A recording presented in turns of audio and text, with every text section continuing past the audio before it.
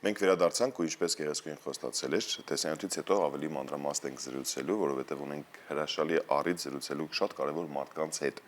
Եվս մեկ անգամ հիշեցնենք սիրելիներս, որ մարտի 22-ին Մարտին Միքայելյանի 100-ամյակը նշվեց եւ այսօրվանից շատ հետաքրքիր մեկնարկ է տրվում, թե ինչի մասին եւ ոչ միայն այս թեմայի, այլ մնացած այլ թեմաների մասին մանրամասն կզրուցենք մեծ հյուրերի հետ։ Մեր տաղավարում են Մարտին Միքայելյանի որդիները Արմեն եւ Արեգ Միքայելյանները, բարի լույս։ Բարի լույս, շատ ուրախ ենք, որ դուք մեր տաղավարում եք։ Դերևս չգիտեմ որտեղից են, որտեղ այնքան շատ են հարցերը ու վարպետի հետ կապված պատմություններն են շատ հետաքրքիր, բայց գնանք ավելի երիտասարդ տարիներ երևի ու գանք սկզբից։ Առհասարակ այս ճյուղը եւ ընտրությունը ոլորտը ոնց եղավ, որովհետեւ շատ կարեւոր էր ոչ միայն ճարտարապետությունը նրա կյանքում, այլ նաեւ նկարչությունը, մնացած բոլոր այն ճյուղերը, որոնք որ նրա մոտ հենց այսպես վառ արտահայտվում էին։ Ինքը պատմում էր, որ դեռևս 30-ական թվականներից կամ 20-ական 30-ական թվականներից Հայաստանում տիրում էր Թամանյանի շունչը, ոգին, այնքան բարձր էր գնահատվում ճարտարապետությունը, որ մարդիկ ձգտում էին ճարտարապետ դառնալ։ Եվ դրանով է բացատրում, որ գուցե դա իրեն տարավ դեպի ճարտարապետություն, առավել ևս որ հանդիպեց Սամվել Սաֆարյանին, ևս մեկ մեծ ճարտարապետ, ով իր ղեկավարը դարձավ եւ ամբողջ կյանքում ինքը հիշում էր ու շատ շնորհակալ էր։ Ու փաստորեն այդպես մեծ մարդկանց շնորհիվ ինքն էլ այդ ուղղությունը ընտրեց, հետո ամբողջ կյանքում հանդիպել է տարբեր հայտնի ճարտարապետների հետ, աշխատել է նրանց հետ, ինքն է ունեցել արդեն աշակերտներ, այնպես որ ինչ որտեղ իր համար բնական էր, որ ինքը ճարտարապետ դառավ։ Եվ դա բազմակողմանի մասնագիտություն է, ճարտարապետությունը արդեն ստեղծագործություն է բոլոր ուղղություններով, ինչպես դուք ասացիք, գեղանկարներ ունի բազմաթիվ թողած, սիրում էր գրել նաև գիտական հետազոտություններ, ճարտարապետության վերլուծական հոդվածներ, բազմաթիվ մոտ 120 հոդված ունի գրած, 120-ից ավել նախագիծ, մոտ 200 գեղանկար է թողել եւ մոտ 150 բանաստեղծություն, սիրում էր նաև պոեզիան։ Եվ այդ ամեն ինչ զատ նաև սիրում էր իր որդիների հետ շրջագայել, ամբողջ Հայաստանով մեկ, միասին, այսպես 3 որդի ու այսպես շրջում էիք։ Այո, մենք պետք է շնորհակալ լինենք, որովհետև հիմա ես որ զրուցում եմ տարբեր մարդկանց հետ, բազմաթիվ մարդիկ կան, որ Հայաստանի տարբեր վայրերում չեն եղել։ Մենք մանկուց ամբողջ Հայաստանում եղել ենք եւ ինքը ուներ մի ավտոմեքենա, այն ժամանակ Ժիգուլի, շատ վաղ ժամանակներից եւ սիրում էր նախ անձամբ ոչ միայն սիրում էր, նաեւ պարտավոր էր գնալ եւ ճարտարապետական, այսպես հեղինակային վերահսկողություն անել կառույցների վրա։ Իսկ ինքը կառուցում էր Հայաստանի բազմաթիվ վայրերում, մոտ 30 բնակավայրում կառույց ունի, հիմնականում առողջարաններ, հանգստյան տներ, մշակույթի տներ, բնակելի տներ, ինչպես արդեն ֆիլմում ասվեց Նոր Ախուրյանի եւ Մեծամորի ամբողջ քաղաքի, ամբողջ Մեծամորը ինքը փաստորեն կառուցեց հատակագծից սկսած եւ շենքերի մեծ մասը, որտեղ Մեծամորը երևի գիտեն շատերը, կառուցվեց մեր ատոմակայանի համար, աշխատակիցների համար, 0-ից քաղաք կառուցվեց։ Հետո Հրազդանի կենտրոնը, Էջմիածնում շատ ունի թաղամասեր, այդպես կառուցապատած, մի խորհուրդ բազմաթիվ ստեղծագործություններ ունի եւ այո, ճանապարհությունները անբաժանելի մասն էին կազմում։ Բայց հատուկ առողջարանների նկատմամբ կար կարծես թե հատուկ վերաբերմունք։ Ինչի հետ էր դա պայմանավորված։ Մնացած բոլոր առումներով, բայց առողջարանը մի տեսակ լրիվ այլ տեղ էր զբաղեցնում տպավորությունը։ Որքան էլ զարմանալի կթվա, բայց նա սկսել էր մեր սեփական բնակելի տնից առաջին դիպլոմային աշխատանքներ, առաջին նախագիծը, որը իրականացվեց, իդեպ իրականացվելու առումով ասեմ, որ հազվագյուտ ճարտարապետ էր, որ համարյա բոլոր նախագծերը իրականացվել են։ Շատ նախագծեր մնում են թղթի վրա, թեկուզ եւ շատ լավ մտահղացումներ կարող են լինել, բայց իր մոտ իրականացված բոլորն են ասում, իրականացված կառույցների տոկոսով երևի ամենաբարձր տոկոս ունեցող ճարտարապետն է։ Հետո ինքը օգնելով Սամվել Սաֆարյանին դեռ ուսանողական տարիներին արդեն սկսել էր գնալ Բյուրականի աստղադիտարան։ Բյուրականի աստղադիտարանը համալիր, ինչպես հայտնի է, Սամվել Սաֆարյանն է հեղինակը, գլխավոր ճարտարապետը, բայց Մարտին Միքայելյանը նույնպես բավականին օգնել է եւ որոշ կառույցներ նույնիսկ Սամվել Սաֆարյանը իրեն էր հանձնարարում եւ այդպես շարունակվեց նրա երիտասարդական տարիները, հետո երբ որ Սամվել Սաֆարյանը նրան արդեն վստահեց ինքնուրույն արվեստանոց, նա կողմնորոշվեց, ոնց որ ես հիմա իսկապես չեմ կարող այդ հարցը պատասխանել, ինչու հենց առողջարանները, ինչու այդ հանգստյան տները, բայց Հայաստանում երևի այն ժամանակ այդ բացը կար։ Հիմա մենք գիտենք, որ Հայաստանը շատ լավ վայրեր ունի, ջերմուկ, կարզնի, հանքավան, բուժական եւ այլն, եւ այդ բոլոր տեղերում նրա կառույցներն են։ Մի մասը շատ լավ է պահպանված, մի մասը ցավոք վատ վիճակում է, խորհրդային միությունից հետո տիրություն չեն արել, ինչպես ասում են, բայց փաստ է, որ բազմաթիվ այդպիսի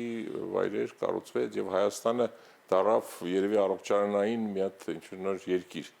նորություն էր դա, որտեղ առանց դրանց հնարավոր չէ, ինչքան էլ լավն են մեր բնակական պայմանները, բնակլիմայական պայմանները, բայց պետք է ինը շենքերը, այսինքն կառուցում էր Հայաստանի այդ վայրերը, ոնց որ կառուցապատում էր եւ թույլ էր տալիս, որ մարդիկ գնան, հանգստանան, ինչի՞ չէ նաեւ առողջարանային բաների գործողություններ են այնտեղ ընդունում մնակայքների ջերմուկում։ Այնպես որ այո, դա էր նրա գլխավոր մասնագիտացումը միանշանակ։ Որպեսզի պայմանները նույնպես լինեն։ Ձեր հայրը նաև այն մարդկանցից մեկն է, ով ստեղծել է եւ ձևավորել է խորհրդային մոդեռնիստական Երևանի շերտը, այսպես ասած։ Արդյոք այն Երևանը, որ հիմա կա, համապատասխանում էր նրա պատկերացումներին։ Մի քիչ դժվար է ասել, որովհետեւ փոխվեց շատ բան։ Այո, մոդեռնիզմ էին անվանում այդ ճարտարապետությունը, ինչ որ նրանք անում էին։ Ես մեկ ուրիշ բառ եմ սիրում օգտագործել՝ ֆունկցիոնալիզմ։ Դա Սաֆարյանը մտցրեց իդեպ, Սաֆարյանի ստեղծագործության մեջ շատ ընդգծված, Սաֆարյանը իդեպ այնքան էլ գուցե հայտնի չի, մարդկանց ես պետք է ասեմ, որ այն ժամանակ այնքան կարևոր էր, որ 30-ական թվականներին հայ ճարտարապետության մեջ երկու ուղղություն կար, մեկը կոչվում էր թամանյանական, մեկը սաֆարյանական։ Եվ Սաֆարյանի մոտեցումների մեջ հենց ֆունկցիոնալիզմն էր, այսինքն որ շենքի ամեն մի տարածք, ամեն մի փոքրիկ անկյունը իր նպատակին ծառայի։ Ոչ թե շքեղություն, ոչ թե արտաքին տեսքին կարողություն տալ, այլ հենց շենքի բուն կիրառելիությունը, ֆունկցիոնալիզմը հենց այդ բառը նկարագրում է։ Եվ հայրս էլ այդ ուղղության ջատագովներ, կողմնակիցներ, այդ մոդեռնիզմ կոչեցին ուղղակի այդ ընդհանուր առմամբ այդ ամբողջ ուղղությունը, ինչ որ 30-ական թվականներից սկսվեց եւ շարունակվեց մինչեւ խորհրդային միության ավարտը, կարելի ասել, հետո էլ դեռ շարունակվում էր։ Բայց ձեր հարցին պետք է ասեմ, երևի ցավոք ոչ, որովհետև Երևանը այդպես ինչպես զարգացավ, դա շատ սպոնտան կառուցապատման արդյունք էր արդեն վերջին տասնամյակներում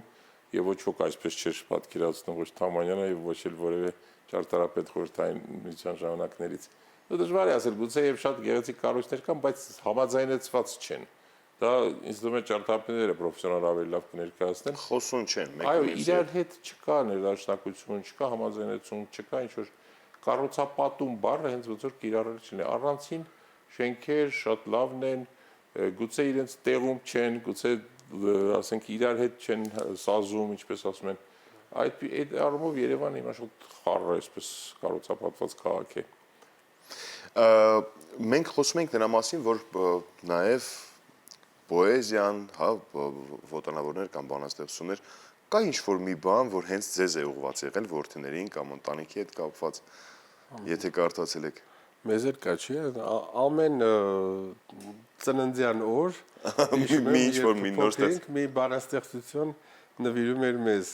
Հիշում եմ փոքր ժամանակ, դե որ մեծացանք հետո արդեն ավելի քիչ էր, բայց փոքր ժամանակ ամեն անգամ, ամեն տարի մի ինչ-որ բանաստեղծությամբ նշում էր ծննդյան օրը։ Գանք ամսի 23-ին, ցուցահանդեսին արդեն գանք։ Ինչ է սպասվում ամսի 23-ին ու նաև գրքի մասին նույնպես խոսենք, որը հենց ձեր առջև է դրված։ Ցուցահանդեսը մենք բացել ենք ամսի 3-ին, մարտի 3-ին, մոտ 1 ամիս տևելու է։ Նույնիսկ հետաքրքիր է, որ Ճարտարապետության թանգարանի աշխատակիցները տնօրենի գլխավորությամբ ասում են այնքան լավ ցուցահանդես է, որ ափսոսում ենք սա հավաքենք, գուցե պահենք, շարունակենք էլի։ Բայց դե 1 ամիս էինք նախատեսել, այդ ընթացքում մի քանի միջոցառումներ ենք արել հենց բացման, օր արեցինք, հետո 24-ին ունենք, այսինքն վաղը ունենք երեկո նվիրված Մարտին Միքայելյանի ստեղծագործության կյանքին, այնտեղ ցուցադրելու ենք տեսա հոլովակներ տարբեր հայտնի մարդկանց հետ զրույցներից, որոնք արտահայտվել է նրա մասին։ Այն ժամանակ հետաքրքիր ինքը բավական վաղ մահացավ 71 տարեկան եւ այդ ժամանակ դեռ հետաքրքիր որ դեռ ողջ էին այնպիսի ճարտարապետներ, ինչպես օրինակ Վարազդատ Հարությունյանը, որ իրանից մեծ էր, իր ուսուցիչներ կարելի ասել, Ջիմ Թորոսյանը, Չուբարը քանդակագործ, Նիկողայ Նիկողոսյանը նույնիսկ Մոսկվայում եղբայրս գնաց եւ զրուցեց իր հետ, բոլորն էլ շատ ջերմ եւ լավ արտահայտվում էին եւ այդ բոլոր կտորները ասես պահել ենք, ուզում ենք ցուցադրենք այդ օրը։ Էլի կլինեն հետաքրքիր բաներ, գրքի շնորհանդեսը իհարկե այս գիրքն էլ մյուս եղբայրս է կազմել եւ պատրաստել Ավետ Միքայելյանը, ով նույնպես ճարտարապետ է, այստեղ տեղադրված են նրա ստեղծագործությունները, նրանցով շատ Մարտին Միքայելյանի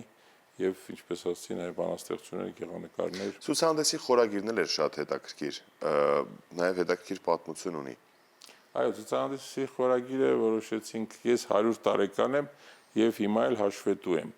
որովհետեւ ինքը մտցրել էր մի հատ ավանդույթ, ես միջև հիմա էլ մտածում եմ ինչքան կարեւոր բան էր դա, որ ոչ թե այսպես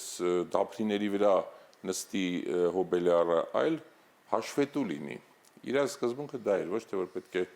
նստի իրան ծափարեն, գովաբանեն, եթե ասենք 60-ամյակներ կամ 70-ամյակներ, 80-ամյակներ տարբեր տարիների, ես հիշում եմ, ինքը ասում է, ես պետք է հաշվետվություն տամ։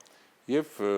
թե ելույթներով, թե նույնիսկ գրավոր խոսքով, նա հաշվետվություն էր տալի իր աշխատանքի։ Նա ընդհանրապես դա ասում էր ամեն օր ես հաշվետու եմ, ինքս իմ առաջ, իմ ժողովրդի առաջ եւ ամեն օրվա վերջում ես եթե զգամ, որ լավ չեմ անցկացրել այս օրը, բավականին գործ չեմ արել, ոնց որ այդ օրը իր համար բան էր արդեն Ստացված չէր։ Այո, ստացված չէր։ Դրա համար այդ գիտակցությունը երևի բոլորի մոտ ինքը փորձում էր սերմանել, մեր տղաների մոտ 3 որդի ենք, շատ խիստ դաստիարակություն ենք ստացել, նույնիսկ ես կասեի խստաբարո, ինքը անընդհատ պահանջում էր սովորել, կարդալ, նոր բաներ իմանալ, այն ժամանակ էլ շատ բարդ էր, որովհետև այդքան ինֆորմացիա չկար, մենք հայթայթում էինք ամեն ինչ, մեր տանը կար մեծ գրադարան, գուցե Արմենը դրա մասին կասի, շատ հետաքրքիր գրադարան ունեինք։ Ինչ գրադարանի մասն է խոսքը։ Գրադարան, այսինքն գրքերի հավաքածու։ Դե մեր տունը իր նախագծած առանձնատունը 3 հարկանի էր եւ համարյա ամեն հարկում կար մի բաժին, որտեղ գրքերն էին։ Նույնիսկ Ամեն հարկում գրադարան կար։ Այո, եւ նույնիսկ աստիճանի մի հարկից մյուս հարկը որ բարձրանում եք, այդ աստիճանների կողքեր շուրջն էլ գրքեր կային, շատ էին գրքերը։ Ու պարտադիր էր կարդալը։ Գրքերը կան այլ բան է, բայց երբ որ այդ գրքերը կան ու պետք է Իհարկե կարդում կարդային։ էինք, ես օրինակ շատ եմ կարդացել այդ գրականությունից, մեծ մասամբ իմ մասնագիտությամբ, բայց ճարտարապետական գրքերը կային, մեր մյուս եղբայրն էր կարդում, հանրագիտարաններ կային, կար օրինակ այն ժամանակվա սովետական մեծ հանրագիտարանա բոլոր հատորները ոչ միայն սև հրատարակություն, այլև առաջինը կարմիր հրատարակություններ կար 20 թե 30-ական թվականներին հրատարակած։ Մի խոսքով շատ կար, գրողներ կային, բանաստեղծներ եւ հայ եւ օտարազգի շատ ունեինք, շատ գրքեր ունեինք։ Հետո մի բան ավելացնեմ, այդ տունը այնքան երևելի տուն էր, արդեն խորհրդամիջյան փլուզումից հետո շատերը նայում էին, ասում են, այսպես տուն ինչպես է ունեցել, այն ժամանակ արգելված էր։ Իրոք մեծ տարածքներ ունենալ արգելված էր, բայց ինքը երևի որ հեղինակային կառույցն ա եղել, թե ինչ կարողացել է կառուցել եւ 1000 քառակուսի մետր հողամաս ունեինք, որը քաղաքի կենտրոնում էր հայտնվել։ Ճիշտ է, 47 թվին, երբ որ իրանք եկել դա կառուցել էին, այդ հողամասը գնել, դա ծայրամաս էր։ Դա ուրեմն գրողների միությունից մի քիչ վերև, պատկերացրեք Բաղրամյանի ներքևներում, դա քաղաքի ծայրամասն էր 47 թվին։ Դրա համար շատ էժան այդտեղ կարողացել են հողամաս վերցնել, բայց հետո հիմա բոլորը կասեն, որ Բաղրամյանի այդ հատվածը արդեն քաղաքի կենտրոն է դարձել, եւ կենտրոնում մենք ունեինք փաստորեն այդպես մեծ առանձնատուն, իր հողամասով, լողավազանով եւ այլն շատ այդպես լավ պայմաններ է ստեղծել եւ այդ գրականությունն էլ գրադարանն էլ մասներ կազմում այդ ամեն ինչի եւ այն աշճանի այդ տունը կարեւոր էր դարել որ մեր մշակույթի գործիչները շատ հաճախ այդտեղ էին հավաքվում այն ժամանակ տենց ընդունված չէր ռեստորան թե ինչ գուցե եւ չկար էլ առանձնապես շատ ռեստորաններ օրինակ երկուսը նշեմ մեկը 53 թվին երբ որ եղել է իմ հորեղբոր հարսանիքը Սամվել Սաֆարյանի դստեր հետ այդ ժամանակ եղել են մեր բոլոր նշանավոր մարդիկ, Ավետիք Իսահակյան, Սարյանն է եղել եւ այլն։ Խորհրդային վերնատունն Հա, էր։ այն ժամանակ բոլորը շփվում էին իրար հետ եւ իմ հայրն էլ դրան շատ էր նպաստում, նախ ինքը հիանում էր այդ բոլոր մարդկանցով, իր համար դա արժեքներ էին բոլորը։ Եվ նույնիսկ հումորային պատմություններ էր մնացել այդ ժամանակվանից, օրինակ ասում է Մարտիրոս Սարյանը ամբողջ ընթացքում այդ հարսանիքի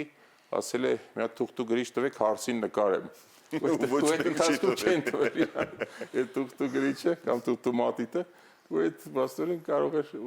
մնալ։ Մյուսը եղել է օրինակ երկրորդ օրինակը բերեմ մեր հայտնի նկարիչ Գևորգ Գրիգորյանի, որը մականունը Ջոտո էր, Ջոտոյի 70-ամյակը մեր տանն են նշել։ Ու այդպես բոլորը կապված էին իրար հետ, բոլորը